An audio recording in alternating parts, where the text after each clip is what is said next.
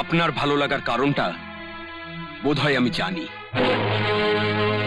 এটা কোনো রান্না হয়েছে নাকি? তোমার মুখ আমি ভেঙে দেবো। দেখো, এই যে সপ্তমীর হয়ে দাদা সবসময় ওকালতি করছে, আমার মনে হয় নিশ্চয়ই এর পেছনে কোনো কারণ লুকিয়ে আছে। কারণ? কি কারণ? আমার তো মনে হয় সপ্তমীর সঙ্গে দাদার নিশ্চয়ই কোনো লটর পটর আছে। সে কি? বাবা, তুমি চমকে উঠলে কেন? দাদার বয়স হয়েছে, এখনো বিয়ে থাওয়া করেনি, এসব তো হতেই পারে। তবে আমার চোখে যদি কোনোদিন কিছু পড়ে, আমি কিন্তু বড়দাকে ছেড়ে কথা বলবো না। চুপ, সপ্তমী আসছে।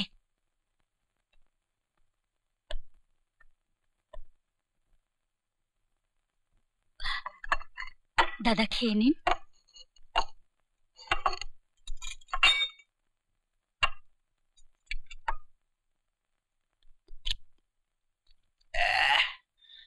এটা কোনো রান্না হয়েছে?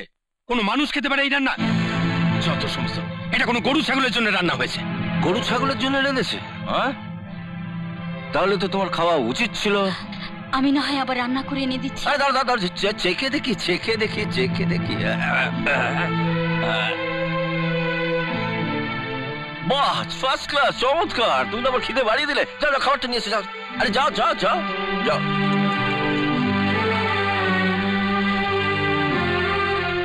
আপনার ভালো লাগার কারণটা বোধহয় আমি জানি।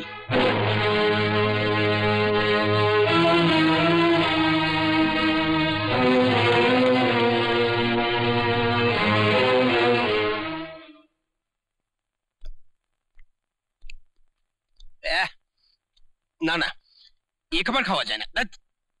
এটা কোনো রান্না হয়েছে নাকি? দাঁড়ান। ঘরের খাবার উপার্জন করা পয়সা দিয়ে তৈরি, সেই খাবার এইভাবে নষ্ট করার কোনো অধিকার নেই আপনার। হরিদা, হরিদা। কি বৌদিদিমণি?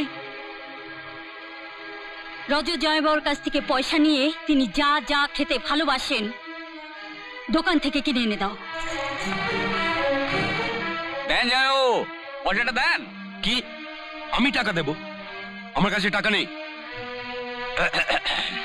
এলো খাও। জল? কেন?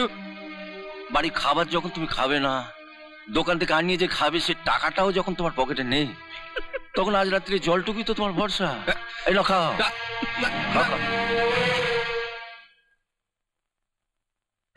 দীপক, শুয়ে পড়ছো নাকি? না, কেন?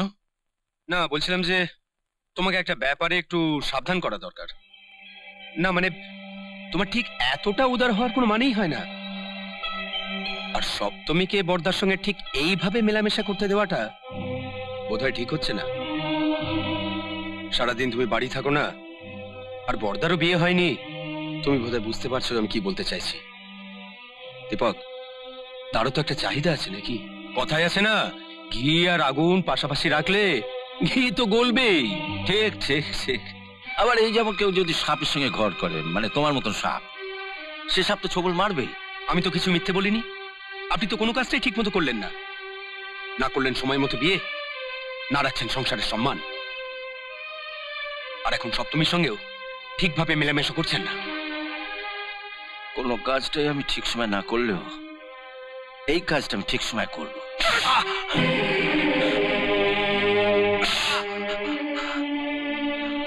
সপ্তমীকে প্রথম দিন থেকে আমি শুধু আমার ভাতৃবধূ নয়, ছোট বোনের মতন দেখি।